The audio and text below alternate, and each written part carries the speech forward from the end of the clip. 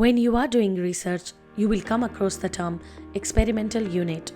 You often get confused with experimental unit, and this confusion can really impact your analysis, and you may not be able to publish your results. So, it is important to know what exactly an experimental unit is. After this video, you will have a very good understanding of this concept. We will provide you a lot of examples which will help you understand this topic. Hello guys, welcome to our channel. If you have not subscribed to our channel, please do it now so that you don't miss useful contents like this in the future. Alright, let's get started. Before talking about experimental unit, we need to know what is treatment. While conducting any experiment, you want to see the cause-effect relationship, where you administer treatments to the subjects and analyze the impact of treatments. So, treatment is something that you administer to the subject of the research.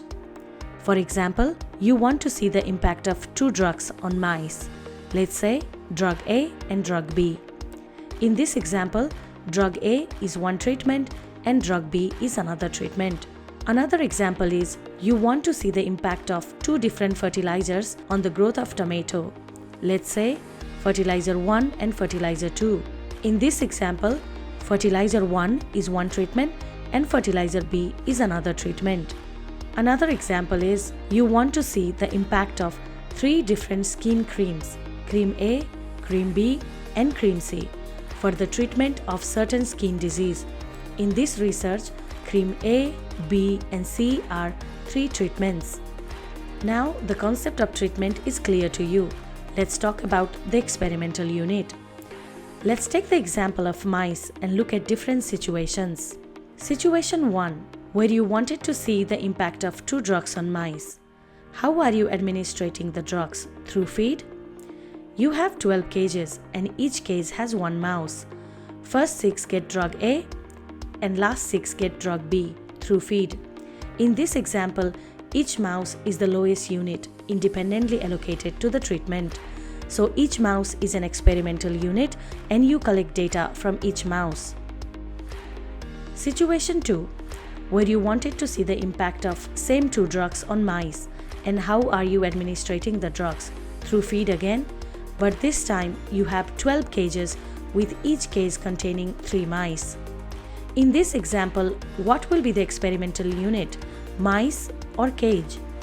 In this case, mice are not the experimental units, but cage is experimental unit, because cages are independent to each other, but mice are not. Out of 3 mice, one mouse could eat less and receive less drug, but all cages receive equal number of drugs. So you need to average out cage and analyze your data.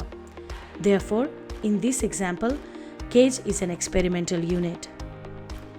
Now let's talk about situation 3 and 4, where everything is same but only difference is that you are giving drug A and drug B not through feed but through subcutaneous route. What do you think will be the experimental unit in situation 3 and 4? Well, in this case, whether mouse is individually housed in cage or living in group of 3 in one cage, each mouse is an experimental unit, as they are independent of one another in terms of receiving treatment, and each mouse is receiving equal amount of drug.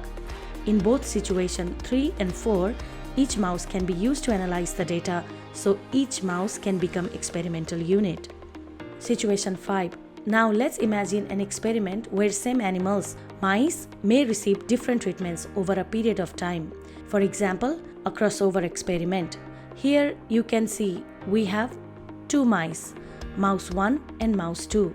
Mouse 1 received drug 1 for 1 week and drug 2 for another 1 week after 1 week of washout period in between. And mouse 2 received drug 2 for 1 week and drug 1 for another 1 week again after 1 week of washout period in between. In this example, experimental unit was mouse for 1 week period. So, same mouse was experimental unit for 2 drugs. These types of experiments are called crossover experiments, and you always need to ensure you have enough washout period so that previous treatment does not affect upcoming treatments.